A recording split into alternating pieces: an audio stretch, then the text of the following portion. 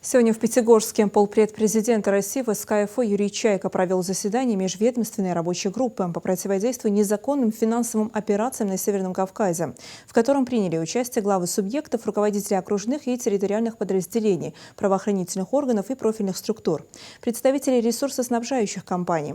Как отметил в своем вступительном слове Юрий Чайка, мошенничество в сфере ЖКХ и ТЭК принимает различные формы – от подделки документов и недобросовестных подрядчиков до создания фиктивных компаний, которые обещают гражданам выгодные условия оплаты коммунальных услуг. Ресурсоснабжающие организации страдают от подобных схем, теряя значительные средства. Это негативно отражается на их способности выполнять свои обязательства перед потребителями.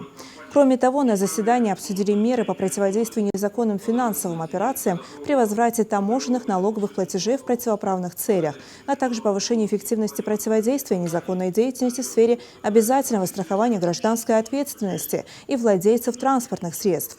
По итогам совещания полпредам даны конкретные поручения.